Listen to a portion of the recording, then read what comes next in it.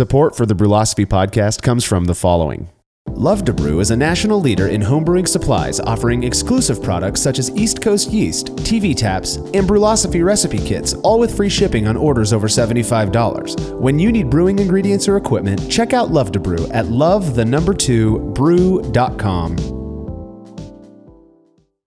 The best beer requires the best hops, which Yakima Valley Hops provides fresh from the source to brewers around the world. Find everything from classics to modern favorites, as well as cool experimental varieties and a vast array of ingredients and gear at yakimavalleyhops.com.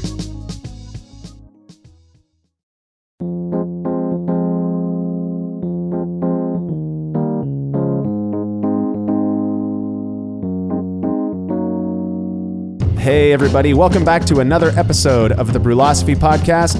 We've got a hell of a show planned for you today. Brewlosophy contributor Ray Found is joining me to talk about one of the most integral components to making beer. We're going to get to that in a little bit. First off, some stuff that we need to talk about first. We just released what I'm calling the General Homebrewer Survey that I'd really like for everybody who's listening right now to go and take. It's really easy to find. Just go to brewlosophy.com, and if you go to the homepage and you scroll down, you will see eventually an article titled 2017 General Homebrewer Survey. Now, what is this survey? It's actually something that I started back in 2015. It asks a whole bunch of questions that basically give us an idea of what homebrewers look like today. And it's not the most well-written survey. I know some questions can be asked a little bit better, but it's pretty interesting. And that's really the whole point, is just to give us some information on what homebrewers look like. So please, go check it out, brewlosophy.com, and scroll down on that homepage until you find the 2017 General Homebrewer Survey. Another thing, we have been looking for people to ask us questions for our Brew and A episodes. We released an article, or really it was a poll inside of an article asking for people to vote on different ideas for new content for the podcast. And the most popular one, hands down, was this idea we had called Brew and A, which is really just a Q&A show. But we need questions if you want us to record the episodes answering those questions. And so what I'd like to ask for you to do is figure out a way to get those questions to us. You can go to brewlosophy.com/connect and ask through our contact form if you'd like. You can go to Facebook. You can private message us. You can ask questions in any of the forums that we participate in. One thing that we aren't looking for, it's great, but one thing that we're not looking for are suggestions for future experiments, but rather questions about things that we've already done, or really anything else about us that you want to know. I know Ray just went through a Facebook post that we'd put up asking for these questions, and I think, what do you think, Ray? Like 80% of them were suggestions for future experiments? Yeah, most were suggestions, not the kind of stuff we were looking for the Q&A, which is obviously we want to be more interpretation and discussion about that. Some of the things where we can be a little bit looser maybe with our language here on the podcast in terms of interpretation than we would in an article. Exactly. So if there's anything that any of you guys are thinking about or want to know about us or the experiments that we've done, really seriously, any questions you have, we'll try to answer. Go and email us or leave us a message on one of the forums or through Facebook or whatever it is, and we will add it to our list of questions. Thanks to everybody who's already asked those questions. We are planning the first episode right now. So I just got back from the Southern California Homebrewers Festival. It was my first year going, and this is one of those events that, I kind of had an idea in my mind of what to expect. I knew it was, camping based. I knew that there was going to be a lot of beer, obviously. This was one of those events that was just so well done.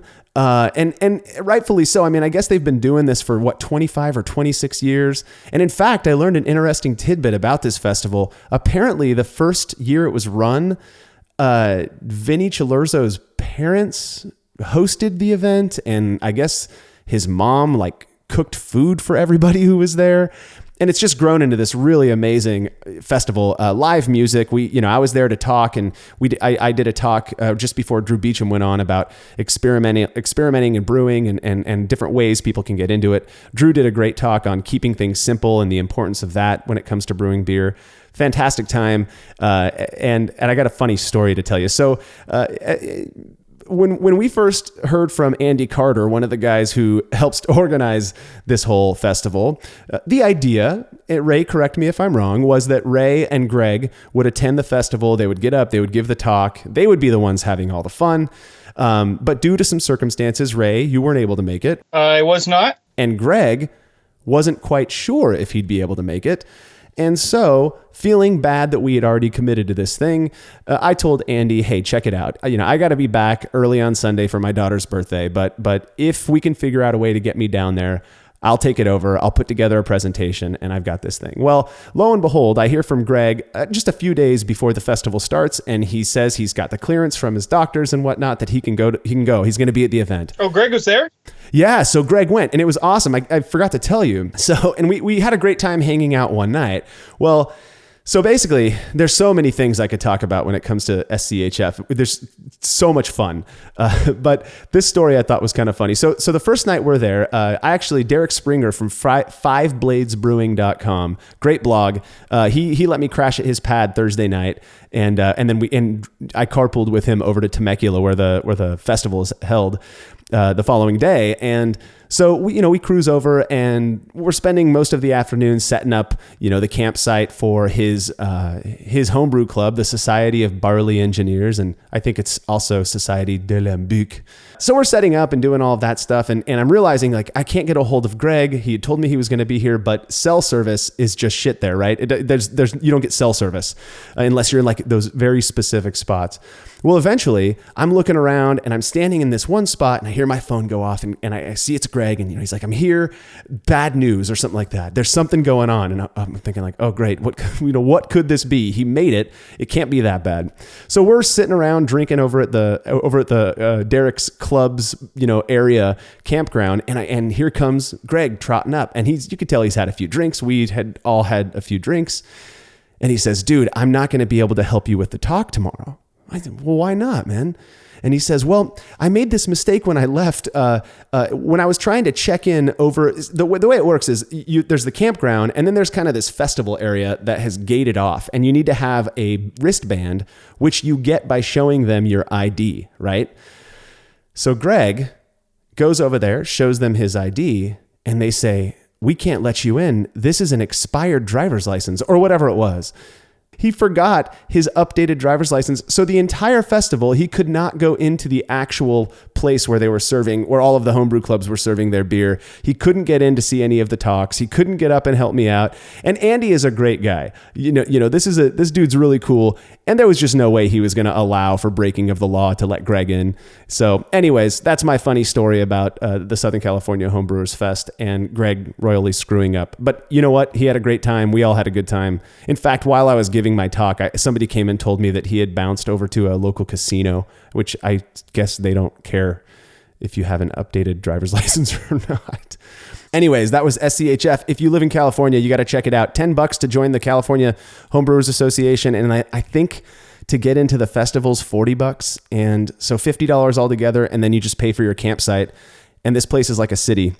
Anyways, check it out next year. It's going to be awesome. I'm hoping to be able to make it. It's a family event. I mean, there were families everywhere. Really cool stuff. Yes. Some of the guys from my homebrew club went there and I saw some pictures of campsites that looked like they had done some damage on a pretty good army of bottles. Yeah. Oh yeah. There was damage done. Absolutely. Ton of good beer drank. We were actually right across from the, I think, Riverside More Beer folks, and they had this porter on that I just couldn't get enough of. Really great sour beers, all around good time. Nice. Yeah. So speaking of conferences, of course, we've got HomebrewCon, the biggest homebrewers conference in the world coming up. Starts on June 15th. And it's going to be rad. There's still time for you to buy your tickets. And I'm telling you, you don't want to miss this thing. I keep pushing it. And there's a reason I'm pushing it. And it's because it's so badass. And plus, I'd love to meet you. One other thing about HomebrewCon that's going to be perhaps the best way to start the conference is the Chop and Brew Pre-Funk. If you haven't heard of this yet, you're not reading about homebrewing stuff on the internet, because we've been talking a lot about it. It's an awesome party that Chip Walton from Chop and Brew and the Brulosophy crew have been putting together. We've got it all planned out, and it is going down. This thing's going to be so cool. For $30, not only do you get entry, right, into Insight Brewing for this event, which they have closed down their brewery for. Their entire brewery is all ours that night.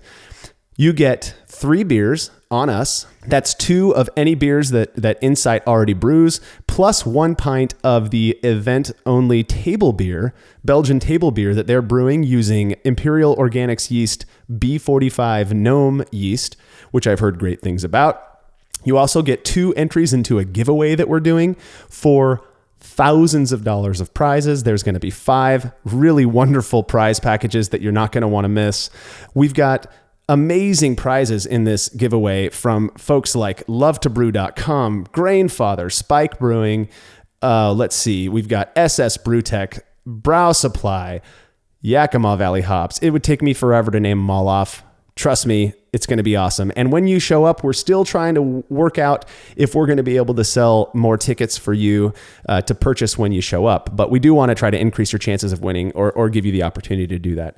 There's going to be a DJ, live karaoke, $30. It's going to be at 5:00 p.m. at Insight Brewing Company in Minneapolis, June 14th. Don't miss it. Go get your tickets now. You can go to brulosophy.com/prefunk2017 for more details and a link to buy your tickets. All right. Now, for those of you who live in Canada or who live in the United Kingdom, who have just been looking for ways to support Brulosophy, you now have a way. Thanks to the recommendation of people who live in both of those countries, you can now shop on Amazon and also help to support us. If you go to brulosophy.com and you look in the sidebar, or you go to brulosophy.com/support, you will see links to both Amazon.ca as well as Amazon.co.uk. So go over there and check those out if you'd like to support us. Of course, if you live in the US, you can also shop on Amazon using our links. We get a commission for every time you shop. You don't experience any difference in your shopping, anything like that. There's also links to all other types of places like, again, Love to Brew. You can shop at all of the other places that you're already buying all of your homebrew gear. Awesome stuff. We'd really appreciate it. We also have a Patreon at patreon.com/Brulosophy. It's a place that allows you to support us in exchange for a neat reward. Those rewards range from things like access to a never before published Brulosophy contributor recipe, all the way up to designing your own experiment with a contributor and helping to write the article. So if you're interested in that kind of stuff, go check it out. Again, that's patreon.com/Brulosophy. Ray, I think that's about covers all of the stuff I wanted to get out of the way before we get into this topic. Yeah, so today we're going to talk about mash temperature. When one of the things that I've known as a dead certainty since the day I started brewing was that mash temperature is one of those variables that, we should be able to use to really impact the character of a beer we make. In fact, it was the whole reason that I started brewing all grain early on, was because I couldn't find the mash temperature equivalency of extract anywhere. So I kind of thought it was confusing to use extract. And I wanted that degree of control. But we never had seen it really, really put to the test. And we've done a couple experiments now over the last couple years to try that. And I've been fortunate enough to taste both of them. Once that Marshall brewed it, and another that I made myself. Yeah, this is going to be good stuff, man. I know the mash temperature is one of those things that a lot of brewers fret over, all grain brewers, and even some partial mash brewers, because it's said to have a noticeable impact on the beer that we're making. So we are going to dig into this deeply as we possibly can. As soon as we come back from this short break, stick with us. We'll be right back. After a long brew day, the last thing I want to do is waste time chilling work, which is why I use cleverly designed immersion chillers from Jaded Brewing. After some bad experiences with counterflow and plate chillers, I began the search for a more efficient chilling solution and discovered Jaded. That was nearly 4 years ago, and to this day, I continue to rely on the King Cobra and the Hydra to chill my wort in record time without the setup or cleaning hassle of other chillers. If you're looking for a way to optimize your brew day, I can't recommend Jaded chillers enough. Go see what they have to offer at jadedbrewing.com and let them know Brulosophy sent you.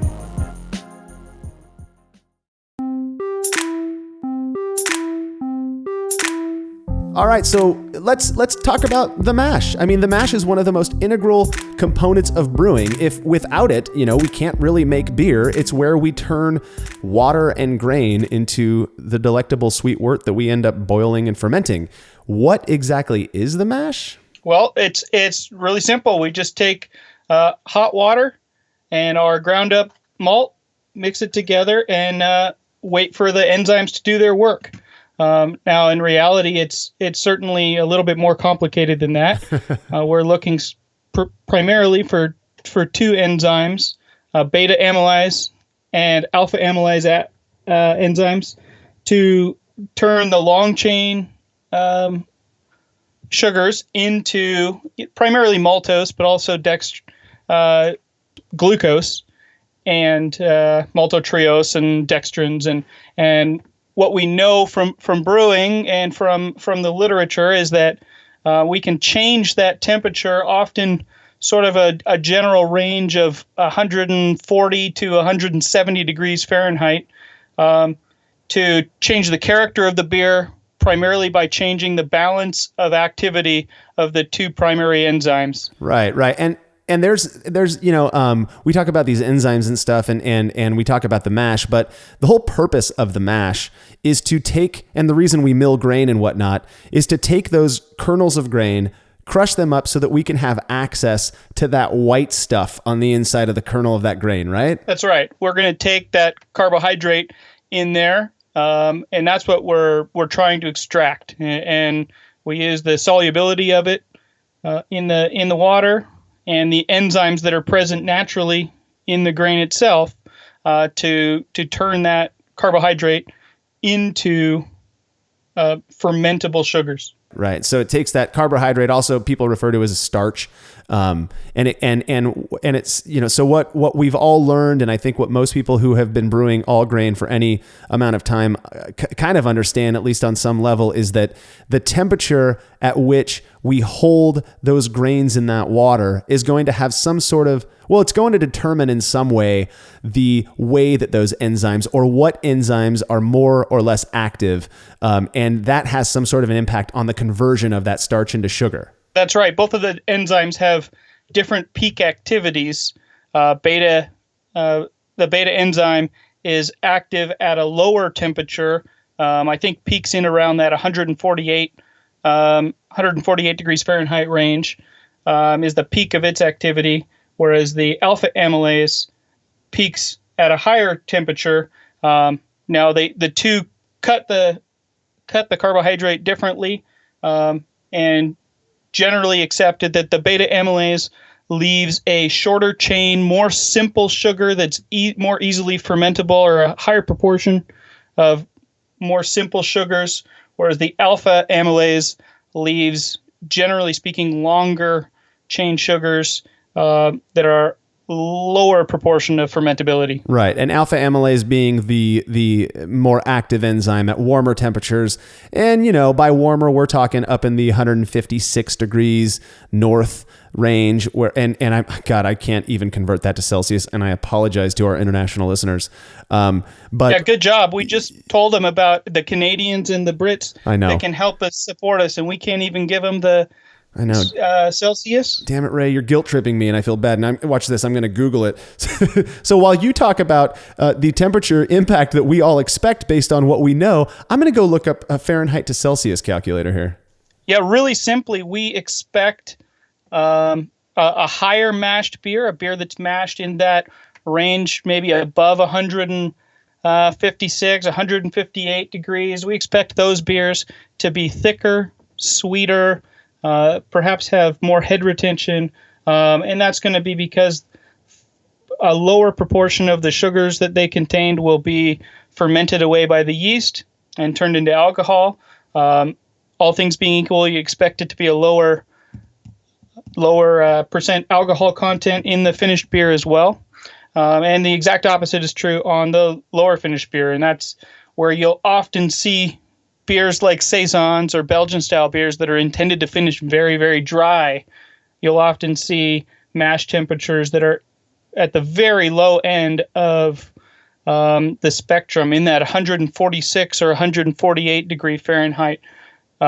range to try and get that body thinned out and get the alcohol content up without adding sweetness of unfermented sugars and such. So just to make myself feel better, 146 degrees Fahrenheit is about 63 degrees Celsius, give or take.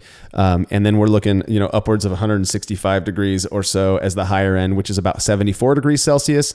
I'm not going to convert all the other temperatures we talk about, but just know that we're talking about that range. It's funny, as I'm thinking about Fahrenheit and Celsius, it's interesting to me how precise those of us who use Fahrenheit are in terms of our thinking of mash temperature, because it really is the difference between 165 degrees, for example, which is 73.9 Celsius, and 166, which is 74.4. I mean, that's pretty much nothing on a Celsius scale, but for us, I mean, it's really nothing on a Fahrenheit scale, but I know people who would swear that 154 degrees makes a different, Fahrenheit makes a different beer than 153 degrees Fahrenheit. Well, and obviously there's a resolution to the Fahrenheit scale that is, maybe both good and bad in different situations. But I know even for me, I measure my mash temperatures to the 10th of a Fahrenheit. So getting very, very precise with this, we see many guys with and gals with electric brewing setups that are controlling, very precisely controlling their mash temperatures to within a small fraction of a degree Fahrenheit.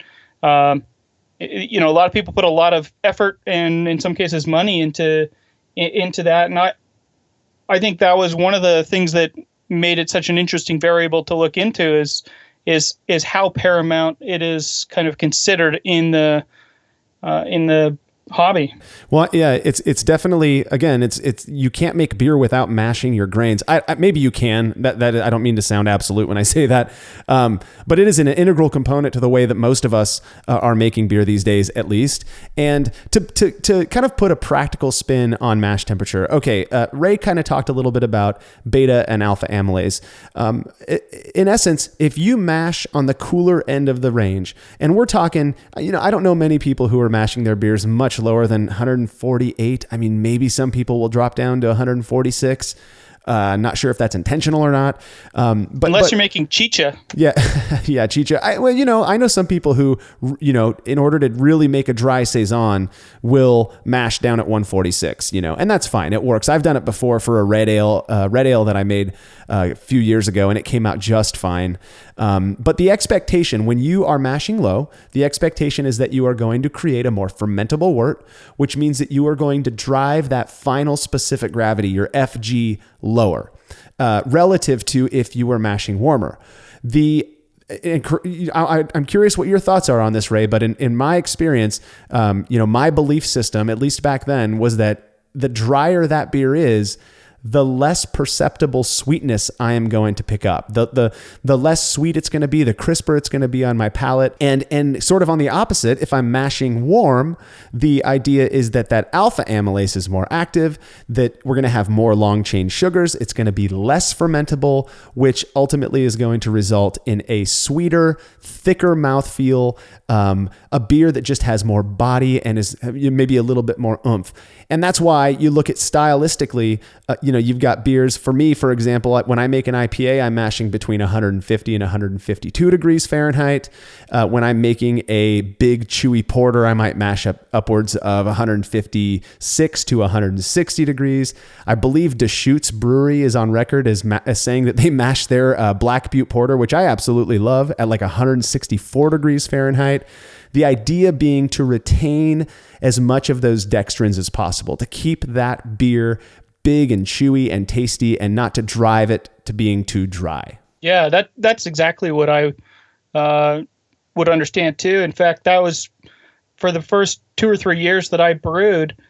I don't think I ever mashed a beer over about 152 because I really appreciate a beer that is, really drinkable, finishes clean, finishes dry. Yeah, I don't particularly love, heavy, thick beers, so I would avoid them. Now, interestingly, I was always surprised to hear how high Lagunitas Brewing mashed beers, even like their IPA, which doesn't come off as a heavy or a thick beer at all, but is reportedly mashed at over 160 degrees, and by their specs that they put on the bottle, has a final gravity close to 1020, which is a solid 10 points higher than I would ever expect out of an IPA that I brewed at home. Right, and I think I don't mean to speak for you, but I think most of us would assume that a beer that finishes at 1020 is just going to be cloyingly sweet, disgustingly mouth coating, and just all around, not very pleasurable to consume. Yeah, I think even without ever trying it, I was, left with a really weird, what kind of magic does Lagunitas have that they're able to make a beer that doesn't have those cloying sweet characteristics despite that high mash temperature? It was a bit of a mystery. I mean, there were times, and there's no way I'm the only one who's had the experience where I accidentally mash in too low or I accidentally mash in too high, and I'm on the verge of just throwing the whole batch away and killing the brew day because I know I'm going to ruin this beer, and I think about the way homebrewers, and I think I would imagine professional brewers as well, the way we think, or the importance that we place on mash temperature can be seen just in the approaches that we take to mashing.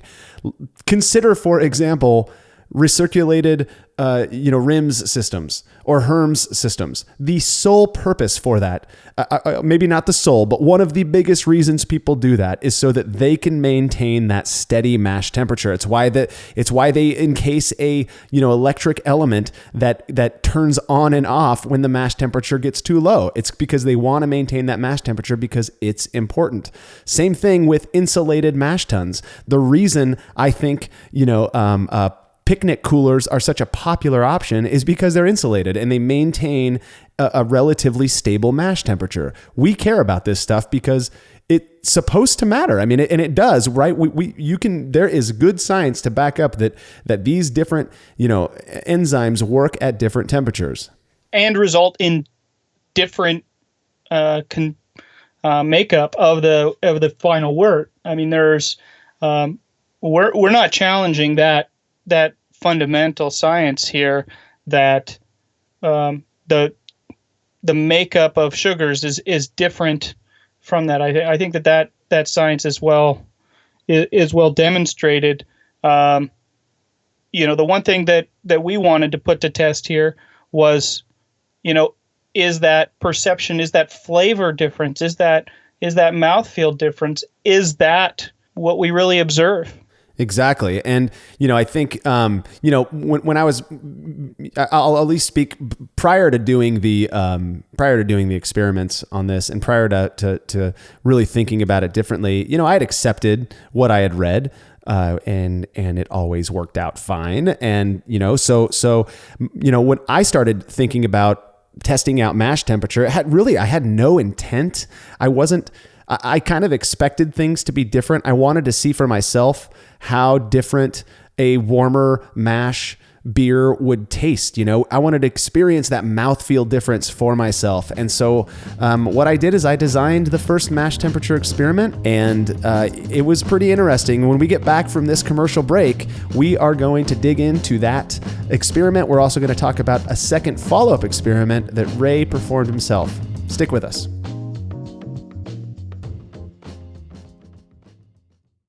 If, like me, you prefer the simpler side of brewing beer, you have got to check out the Brew Bag, a food-safe fabric filter that allows for mashing of the finest crushed grain without risking the dreaded stuck sparge. I've been recommending these things since I started using them. They are awesome. The Brew Bag offers the only completely reinforced fabric filter for brewing that can be used over 100 times and comes in sizes that fit most mash tuns, or you can even have one custom made. Go check the Brew Bag out at brewinabag.com and be sure to use promo code TBP17 to get 10% off your order of $30 or more.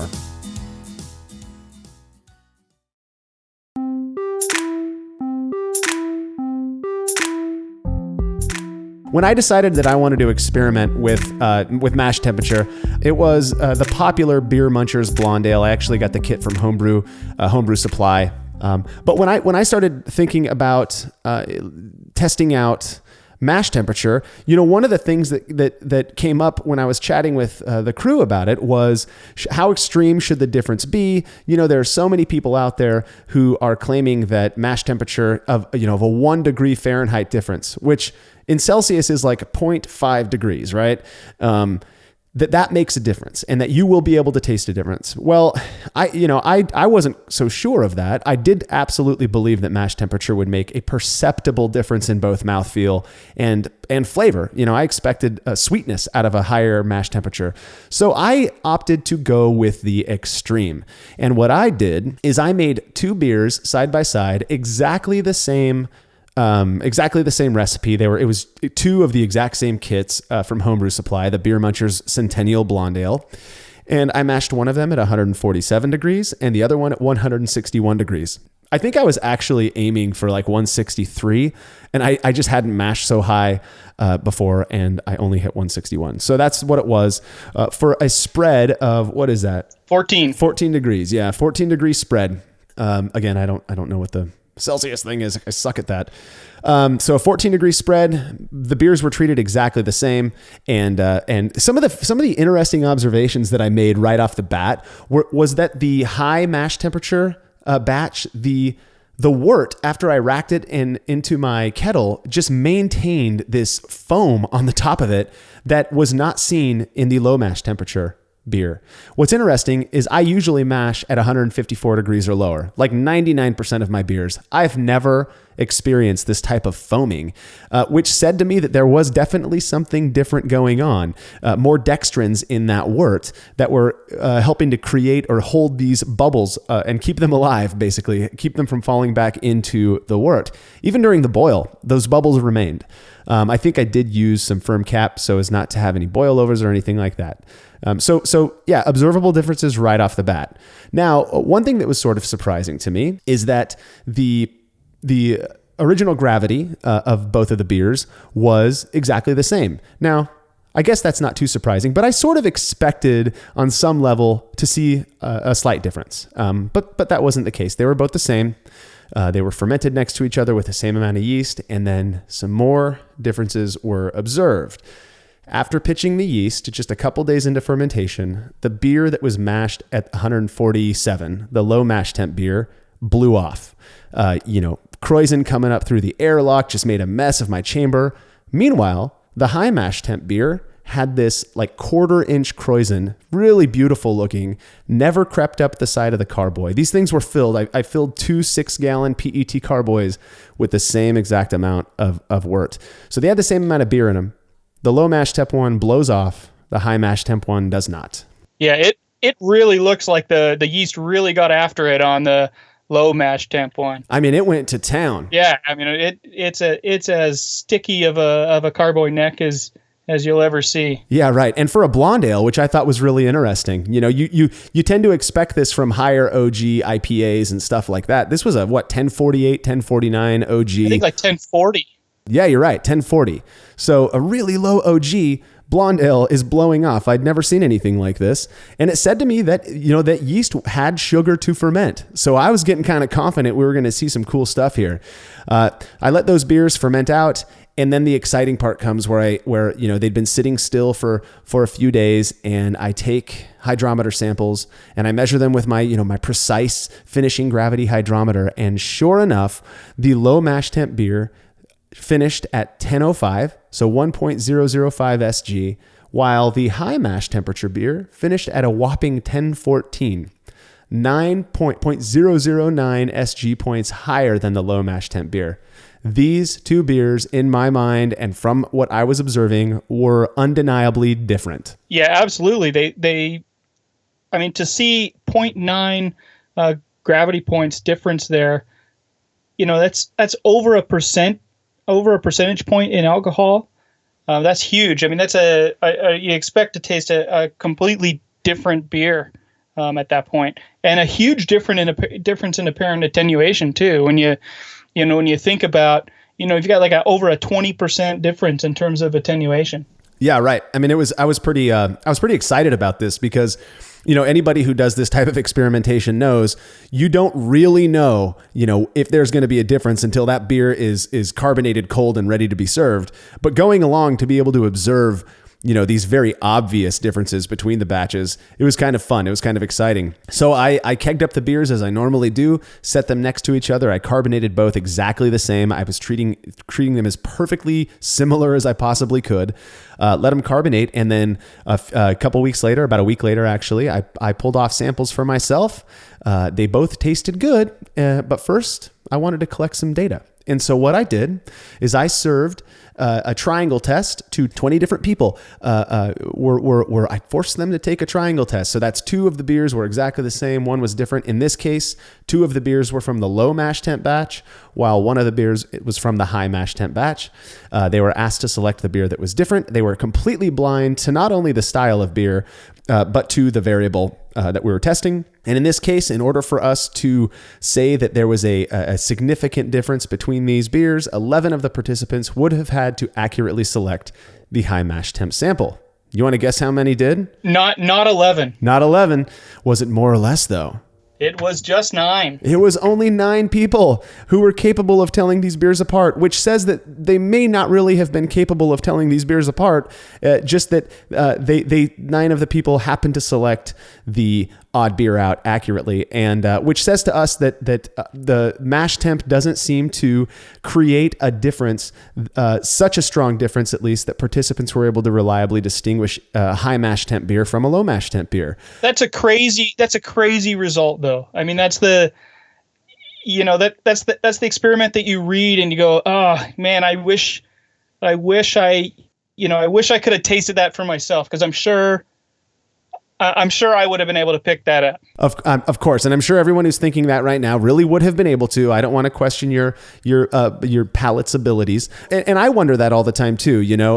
These days I tend to try to do my own kind of a personal triangle testing on these beers prior, or actually, before going into data collection. But in this case, I don't even know how many times or when I did the triangle testing myself, but I did do some triangle tests, and I loved the beer. It was delicious. And you could have served me the low mash temp beer, or you could have served me the high mash temp beer. And there's no way I would have been able to tell you which one was which is fascinating because the observed differences that were there meant that the beers were drastically different in alcohol level as well. Yeah. I mean, they were chemically different. I mean, that is, completely demonstrated, the conventional wisdom in terms of the objective differences. They were different alcohol contents, therefore they were different sugar contents.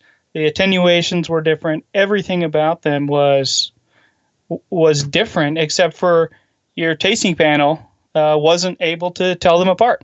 And either was I. I fully expected here. The biggest expectation that I had was that the high mash temp beer, the beer that finished at 10:14, mind you, the beer that had lower alcohol, would have been noticeably sweeter. I mean, it was a light blonde ale that was not hopped very highly. I fully expected for it to taste sweeter, for it to stick on my palate longer, for it to have a fuller body and more mouthfeel, and for that, the lower mash temp beer to be crisper, to be more quaffable, or crushable, as they say, to have less sweetness, to be, more, I guess, stereotypically dry. And that was just not the case. And in fact, in follow-up conversations, when I collect data, it's usually out in my garage. I have people coming by. It'll be, 1 to 3 people stop by at a time and take these tests. Usually afterwards, they'll ask, well, what was the variable? And after they promise to me that they're not going to go let anybody else know, I'll tell them what it is. And in this case, man, I'm telling you, everybody who tried it was like, what? There's no way these were. Not only that they were mashed at different temperatures, there's no way these were 0.009 FG points apart. I mean, you would completely expect to taste that difference. No, this one really blew my mind, and now fortunately, I was on a road trip for work and was passing through one evening when these were on tap, And so I got to taste them. I got to do triangle test and taste them. I didn't know what I was tasting at the time, and sure as shit, I could not tell a lick of difference between the two. I could not taste it. It was. I'll actually never forget when when I was telling you that tasters weren't getting it right.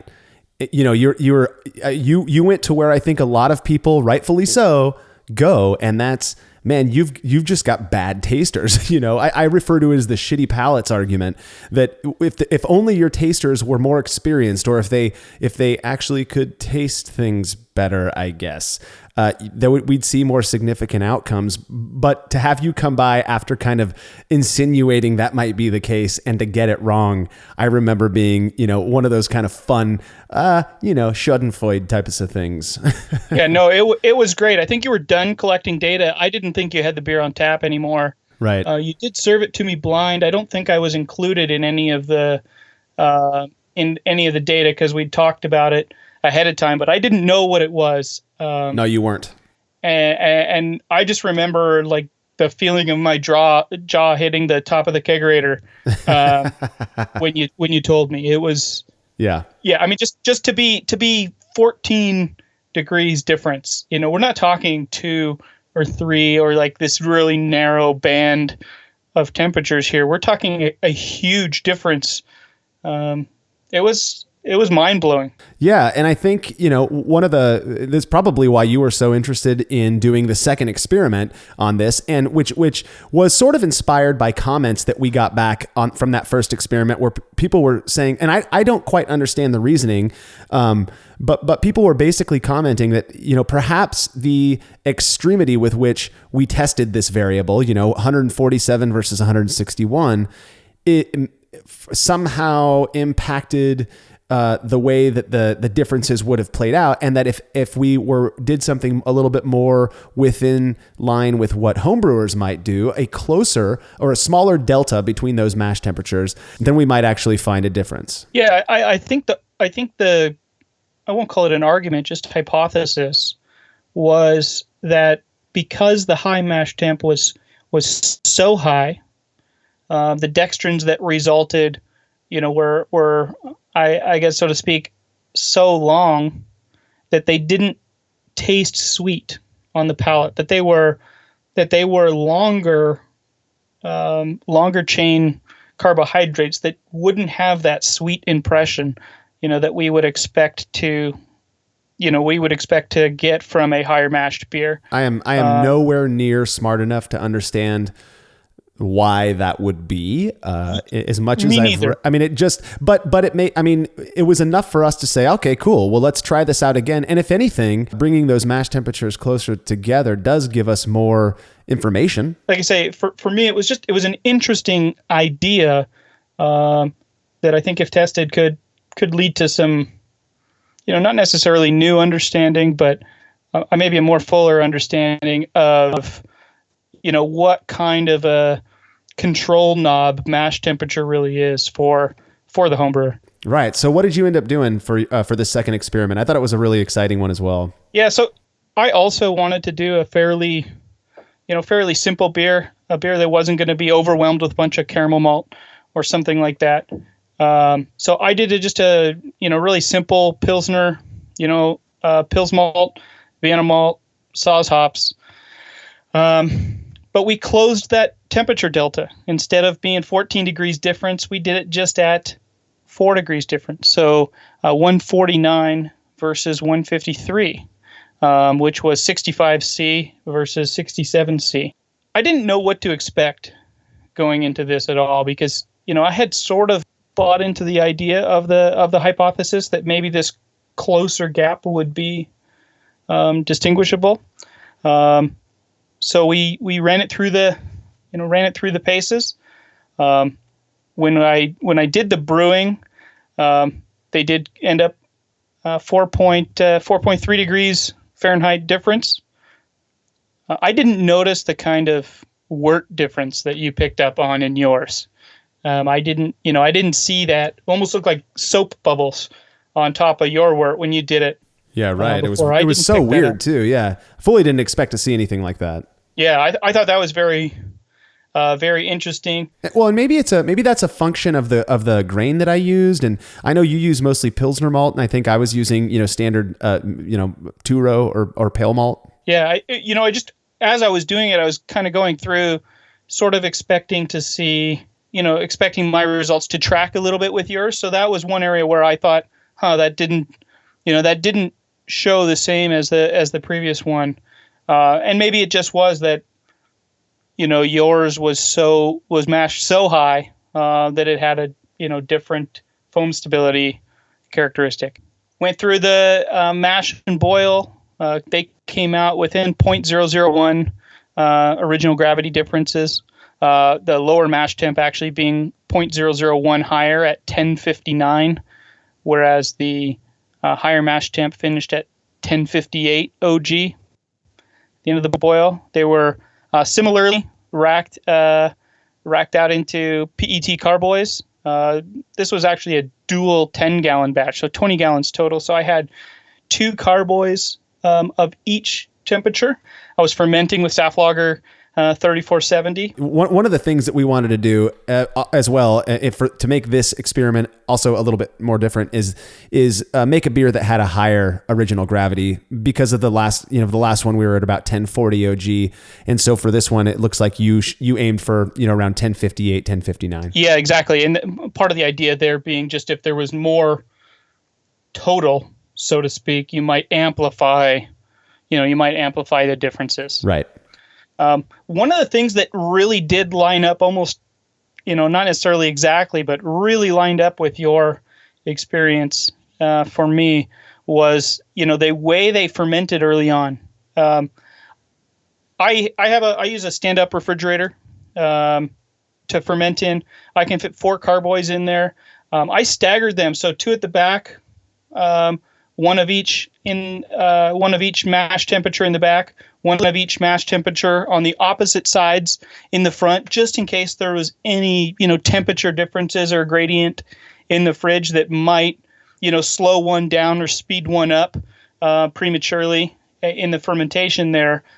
And really clearly, I saw the same thing that you did, which was the lower mash temp beer, really the yeast getting after it a lot quicker. What's interesting to me is that, I did this extreme, large temperature difference in mine and witnessed that. You did this, 4 degrees Fahrenheit. That's basically nothing, in my book. And yet we still observed this very real difference in fermentation activity.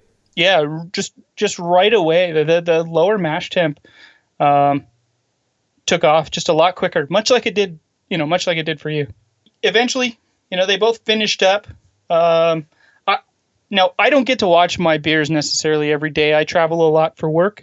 And so I didn't see if they finished on exactly the same day or, how that fermentation progressed all the way through. But after they both got bumped up for a diacetyl rest at 68 and then cold crashed, fined with gelatin, I pulled the final gravities on them, and the lower mash temp did attenuate just a tad further to 1008. The higher mash temperature, which, if you'll remember, started 1 point lower, finished 1 point higher. So finished at 1.009 instead of. So a little difference of observable attenuation as well. Sort of similar to what you saw. Obviously we'd expect what we sort of expect, a smaller delta to yield these observable differences that weren't as different as the larger delta. Yeah, so I think it's really interesting that even with this smaller difference in temperature, there was still some observable differences. But I guess the real question is, did people taste a difference? Well, so for this experiment, I went out to Homebrew Club with the OC Mashups, a really great homebrew club in Anaheim, California here. Got 25 tasters to taste the beer. Each was served 1 sample of the low mash temp beer and 2 samples of the higher mash. And to reach statistical significance at p less than 0.05, we would have needed 13 to have accurately identified the odd beer out. I'm going to go out there and I'm going to ruin it for you. Only 6 people got this right. That's less than 1/3. That's less than what we would expect by random chance, which is perfectly reasonable. That happens sometimes. But it's highly indicative that these beers just did not taste different, despite being different. Yeah, this is where, I think on the podcast here, we can be a little bit, looser maybe with our interpretations. For me, certainly non-significant, lends towards sort of an inconclusive result. But when I see, and at least certainly in my experience, when I see, worse than chance results, I think that starts to become positive evidence towards not really being a difference. Not necessarily conclusive or, final evidence, but I think that speaks a little bit more to these just not really tasting difference. And that was my preference. That was my experience too. I couldn't tell the difference aside from guessing. I did 3 triangle tests, got 1 out of 3 right. Exactly what you'd expect by just wild ass guessing. Right.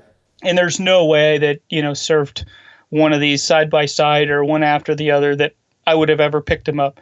They looked identical. The foam lacing, head retention and all that seemed essentially identical, as exacting as we can be with that sort of thing. And they just weren't different.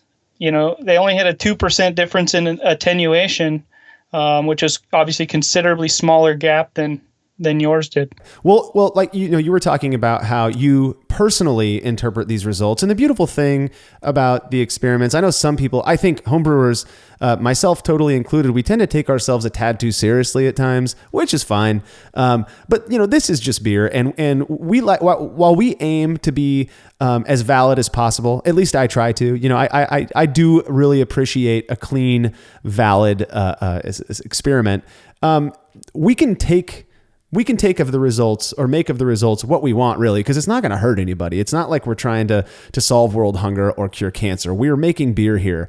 And I'm kind of with you. And in addition to the fact that only 6 of 25 people in your experiment were able to, happen to guess the odd beer out, the fact that we've now got 2 experiments, one testing an extreme, the other testing less of an extreme difference in mash temperature, that were just not significant, says to me that mash temperature, while it does produce an observable difference in wort quality and probably in finished beer quality, really, if you consider FG, that it's probably not, surprisingly in fact, not going to impact the flavor, aroma, or mouthfeel nearly as much as I know I thought it would, and what a lot of people seem to think it does. But it does have an impact, and that impact is on the finishing gravity of the beer and subsequently the ABV, which to me is probably the coolest implication of all of this.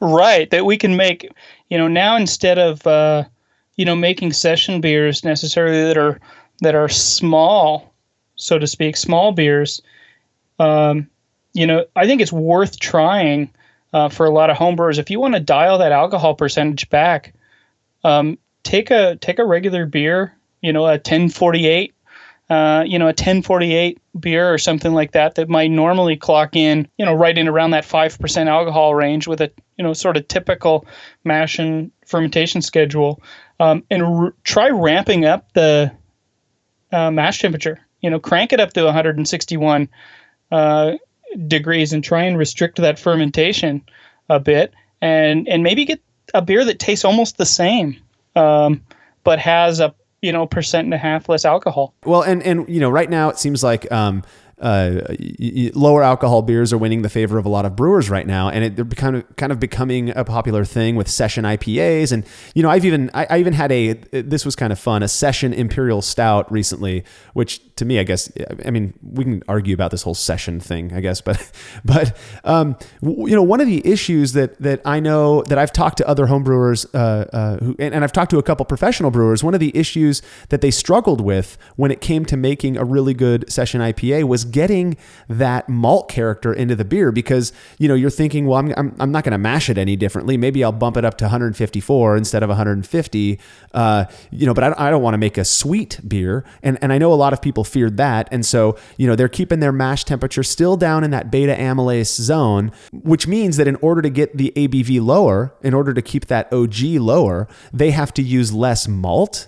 And if anything, what these results seem to suggest to me is that maybe what we can do is get away with making these session IPAs or these session whatever style is of beer with using almost the same amount of malt and adjusting that mash temperature up, because it would appear that those whatever dextrins it leaves behind that make it less fermentable for the yeast that we're fermenting with, that those aren't flavorful, that they're not actually sweet, but that they just stick around for whatever reason. And while they may have some sort of a impact chemically speaking, it doesn't seem that we can taste the difference on a reliable in any sort of reliable way. And that to me is pretty rad. It seems to kind of shift the game a little bit when it comes to making lower alcohol beers that people want to drink and actually enjoy, that aren't just watery messes. Yeah, this is what's so exciting to me about this this variable is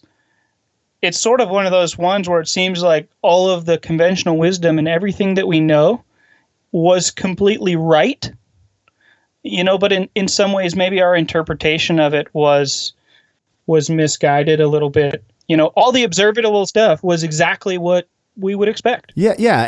And that's the thing, is it almost feels to me like we took what we know happens, right? That if I mash low, I'm going to make a fermentable wort.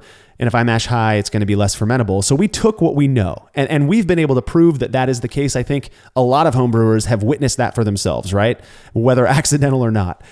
But I think what it appears to me, and I don't mean to sound too naive here, is that we took that reality and then we kind of came up with what the perceptible impact that would have without much data to back it up, right? I mean, I can't tell you how many times I've made the recommendation to somebody, I'm going to mash this at 160 degrees, and oh, dude, you're going to make a cloying mess, and it just doesn't. How many times have you tasted somebody's beer and go, oh, it's really good, but I wish it was just a little bit drier or a little bit crisper. Maybe drop the mash temp 3 or 4 degrees and see how that. Yeah. Do it everything exactly the same, but drop the mash temp 3 or 4 degrees and see how that changes it.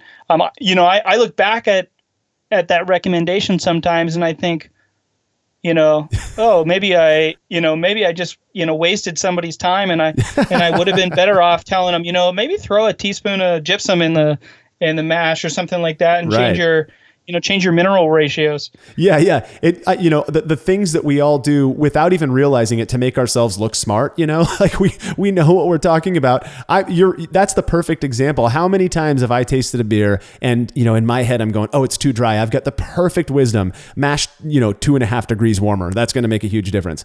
And yeah, I look back and I sort of cringe a little bit, but at the same time, there's this validity to it on an observable level. It is making a different beer. I'm not sure it's as perceptible as I once believed it to be, but so yeah, needless to say, I don't make that recommendation much anymore. But on that level, I mean, that recommendation would still work, right? I mean, the person would do it. They would read a lower final gravity or a higher final gravity, whichever direction they wanted to go. And because because we know what it was supposed to do, that's what we end up perceiving. Absolutely. And that's absolutely what it seems like happens a lot in probably not only this hobby, but most hobbies, is that we get what we expect. And that, again, that's another fascinating line of research that we've kind of been looking into a little bit more, is the impact that expectation and stuff like that has on what we perceive. But when it comes to mash temp, this is a fascinating subject. I know we're certainly not done testing it for now, but I feel like these two experiments really taught us a lot, kind of opened my eyes to the impact that it really does have on the perceptible aspects of beer. Yeah, and I'll tell you what, if I'm not brewing an experiment batch where I've got, 2 mashes that have, I'm trying to control everything and make sure they're, exactly the same temperature. If I'm 2 degrees higher than I thought, or 3 degrees higher than I was expecting, or lower, whatever the case may be, I'm not running and getting ice cubes anymore to chill that mash down right. rapidly. It's going to be what it's going to be. And, it's just not, I know for me that this is one that has impacted, the way I brew. Again, aside from when we're controlling variables from a experiment standpoint, I just don't even worry about it. I target, 153 degrees, 154 degrees now, and call it what it is. As long as I'm in the ballpark, I'm happy with that. Good to go. Well, I count me among those who no longer stress nearly as much about mash temperature. Hopefully those of you who are listening right now feel a little bit less nervous about the mash temperature as a variable and not hitting exactly what you had planned. That brings us to the end of this episode. Thank you so much for listening. You can go over to brulosophy.com/support to see all of the different ways that you can help us to continue bringing you this stuff. Don't forget to check out the rewards at patreon.com/brulosophy that you can get for supporting us. Follow us on Facebook, Instagram, and Twitter to keep up with what we're doing. Please send show feedback and your Brew&A questions to marshall@brulosophy.com. We will be back in just a few weeks with the next episode of the Brulosophy podcast. Until then, think beer. Start off the morning with some hot tea, lemon and honey, cause it soothes my throat. Put some herb in the bowl, yeah, it's homegrown. Ain't gotta go through the middleman no more.